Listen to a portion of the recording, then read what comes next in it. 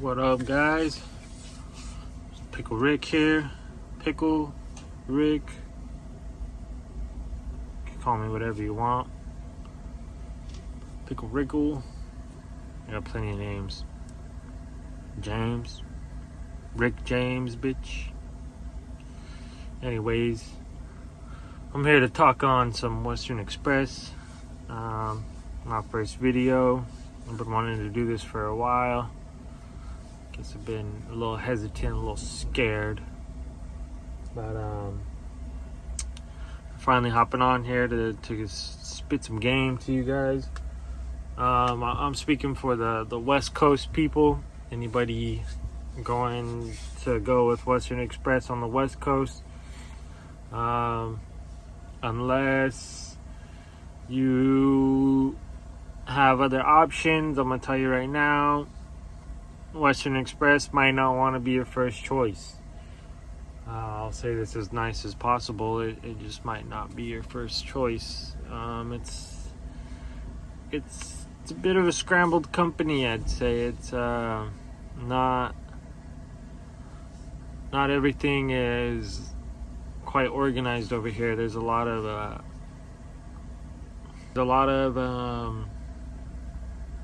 disorganized, not much communication between a lot of people.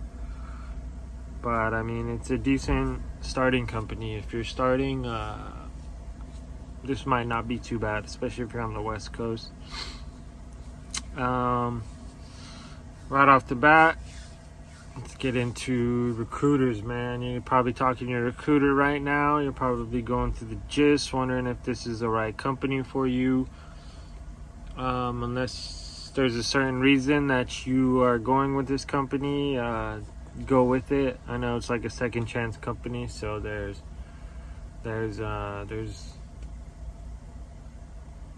reasons for a lot of us to be coming here. Mainly for me, it was drug tests. I like to smoke me some, and I did it for a long time. So I got sober before I came. Unfortunately, I wasn't gonna pass a hair test with anybody else. So this was my last choice. I couldn't find local jobs. Local jobs didn't want to hire because I had no experience. So it was tough. I was new. It took me a couple months to finally just suck it up and come with this company. So your recruiter, they'll probably call you, tell you that they'll set you up for orientation. Might take a while, might not. Just be patient. Like I said, communication ain't the best, so they're going to try and get you in, and then they may not call you, talk to you, text you. They may not do that for a while. It took them about a week. They told me I was going to get hired. I was like, okay, whatever. I called a day or two after to see what the deal was with orientation. She said she's trying to get me set up in it. And then she finally did. She gave me a date a couple weeks out. It took about a week for her to give me a date of when I was going to go to orientation. And then it was about 3 weeks out from when she had told me. And last minute, like not even a week, pretty much by the end of that week, she had called me saying she could get me there sooner and faster. If you have money to spend, I suggest getting a plane ticket there. If you're not already in California, or if you're driving distance, drive, you got your own car, it's going to take you there, last there, get you there. Definitely do that, save you some money. But if you're coming from somewhere far, I came from Albuquerque, New Mexico. I just bought me a plane ticket. A lot of videos I've seen, they were more on the East Coast, but they were getting bus tickets for them, and I wasn't gonna take a bus. Like, it's never been on one. I didn't really plan to be on one. I know they take a while. I've had some homies hop on buses. They say it takes a while, and I wasn't about that, so I just got me a plane ticket. Cost me like $200 and some. They reimburse that. If you buy a plane ticket, they'll reimburse you up to a bus ticket. But yeah, your recruiter might get as many details as you can. Ask questions, because your recruiter is most likely gonna lie to you and tell you what you want to hear just to get you there, rather than being straight up and honest with you. And with the lack of communication, I doubt that they really even know how it works and what's going on when it comes to pay, mileage, what you're able to do on the truck, what you're able to do on your free time, and so they might just tell you whatever. Yeah, so get a plane ticket. If you get a plane ticket, get an Uber, man. They'll reimburse you an Uber too, or you could call the company and they'll get you an Uber, or one or the other.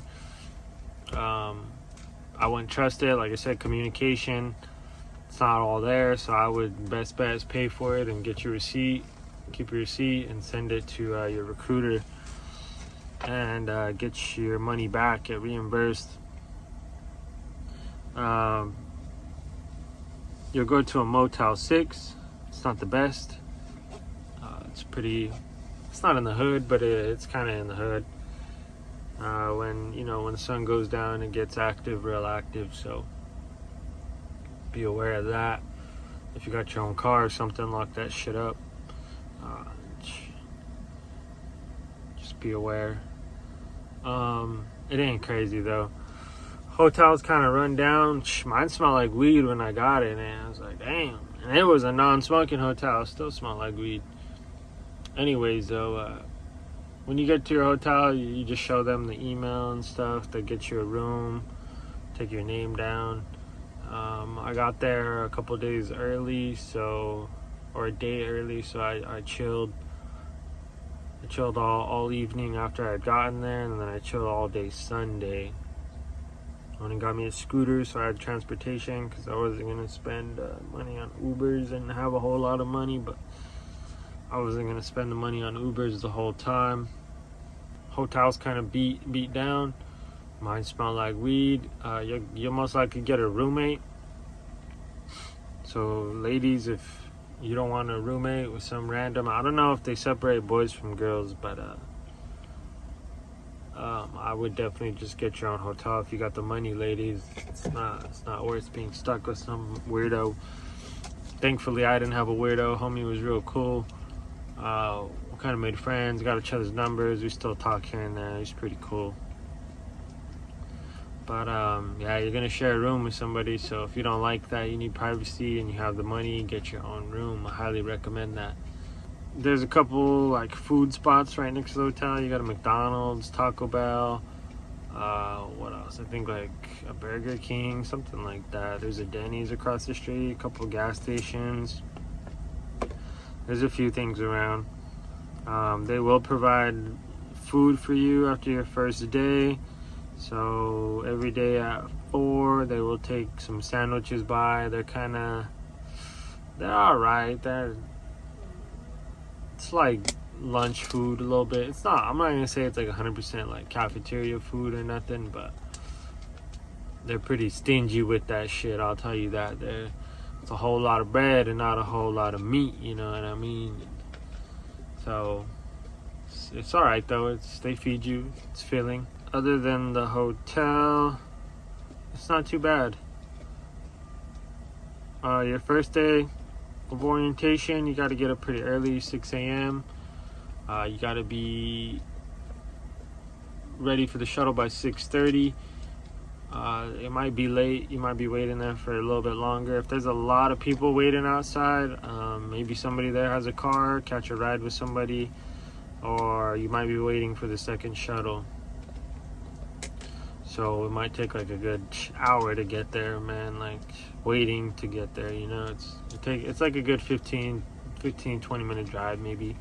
So you might be waiting for a bit, but once you get there, it's real simple, it's real easy. You fill out some paperwork. They get you there, you'll fill out some paperwork your first day. You give them all your info, your ID, your social, your medical card. Your medical card, make sure you have the long form. If you're watching this before you go, make sure you have your long form medical card. It is like a packet almost. You need all that. because they won't accept your little card. You know, you get the little certificate, they won't accept that. You can have it, but they ain't gonna take it. So if you don't have your long form, they're gonna send you to a clinic to get that, and they'll also send you to do your drug test there while you're doing that, which kind of sucks because then you got to update your medical certificate through whatever state you're at. If you're in California, they'll also take you to go do that the following day. But if not, then you could probably do it online for whatever state you're in.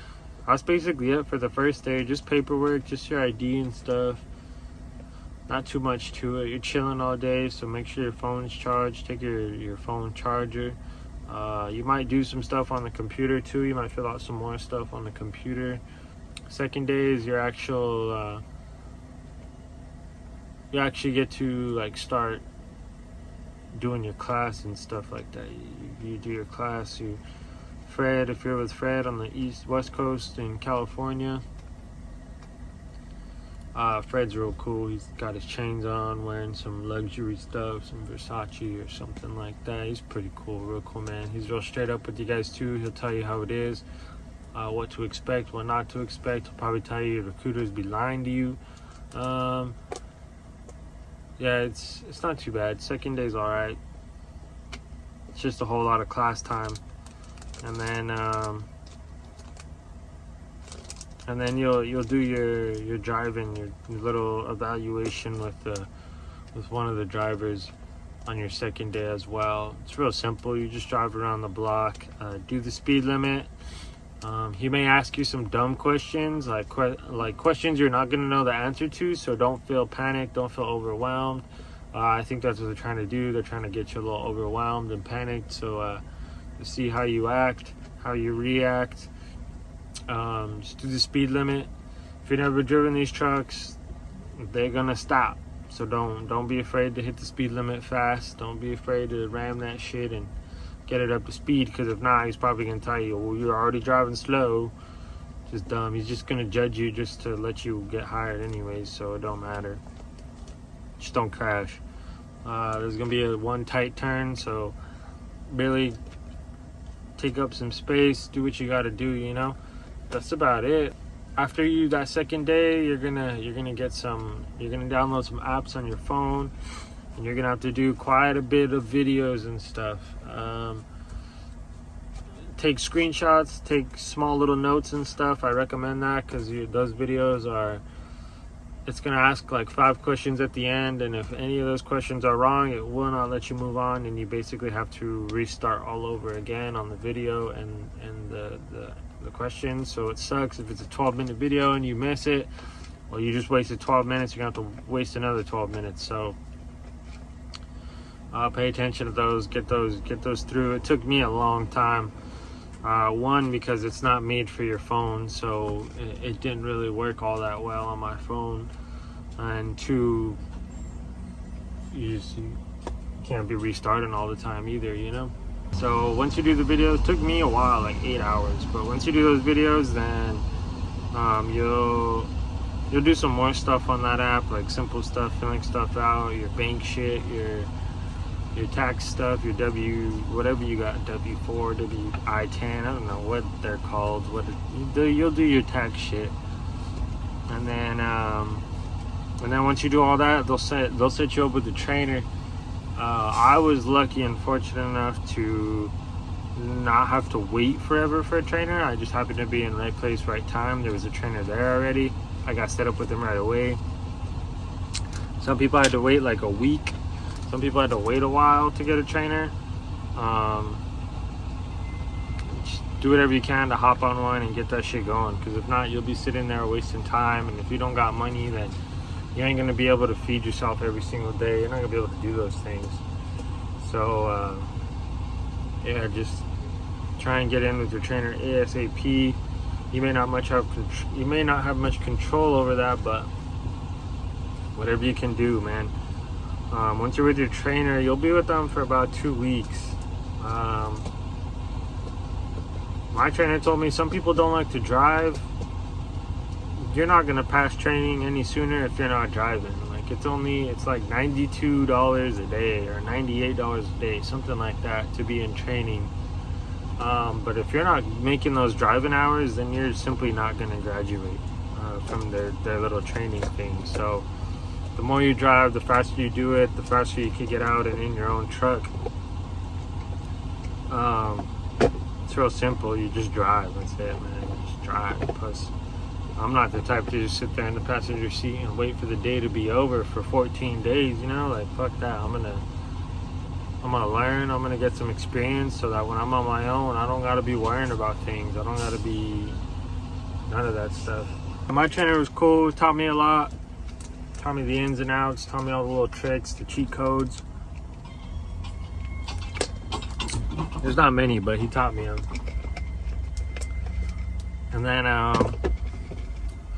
after that, you'll be out there on your own. You'll be doing your own thing. Might have to wait a while for a truck. Fortunately, my trainer was actually quitting, so I had to stay with him an extra week, man. I didn't get to go home for a while. You might get to go home, you might not. That's another thing, man. If you're just worried about getting a home, then that might not be the best thing for you. It took me 6 weeks to get home. By my second week, I was asking to go home already because my training was pretty much up. I had a vacation to go to, which I missed because I paid for it. I had already paid for this vacation and I missed it. So that sucked. But yeah, their priority is not to get you home. That's for sure. Keep that in mind. You might wait a while for a truck. Once you get your own truck, it'll be nice, smooth sailing from there. Hopefully you get a cool DM. Hopefully they prioritize you. They say they prioritize team drivers. I've been getting consistent miles. For a while there, it was very weak. Some weeks are better than others. Just depends what kind of loads, how many loads they're getting from where. Yeah, so it took me 6 weeks to get home. I was able to take the truck home, so I was only home for 3 days. They don't let you keep the truck at home for much time. They'll tell you 3 days max. Anything after that, they're going to start wanting to go pick the truck up. So this may not be the company for you if you're just worried about getting home every week, because it's not going to happen. Like right now, I've been out for about 3 weeks, 4 weeks. I don't really care, you know. I don't got kids. I got a family. Obviously, I got parents and stuff, a girlfriend, but I mean, we make things work, so I'm not worried about getting home all the time. I'm out here to get my experience and move on to something more. So all in all, though, it's pretty chill. Pays not all that well, honestly. If you're new, they're gonna start you off at 40 cents a mile, which isn't much at all. After like every month it'll go up a penny, and then after that it'll keep going up to a certain point. But the pay here is not that great. Getting you home's not that great. I've been with the company now for 2 months. Going on 3 months. I'm about to hit 3 months here soon. It's been pretty cool. I've been getting consistent miles. Not like 2,000. On a good week you'll hit 2,000. Which I think there should be more. A lot of people tell me there should be more. But a good week will be about 2,000. If your DM's cool and you work hard and you're getting shit out, then they'll prioritize you. They'll make sure that you're getting loads all the time. There's going to be slow days where you're waiting all day. Don't take that personal, man. It's not your DM's fault. It's not your fault. If you're slow, it's your fault. But yeah, man, just get the job done, get it done efficiently, quick, don't be late, and you should be getting consistent work. So far, I mean, I don't really have nothing too bad to say about the company. Yeah, it's disorganized, not much communication, some things suck, pay sucks, equipment might suck.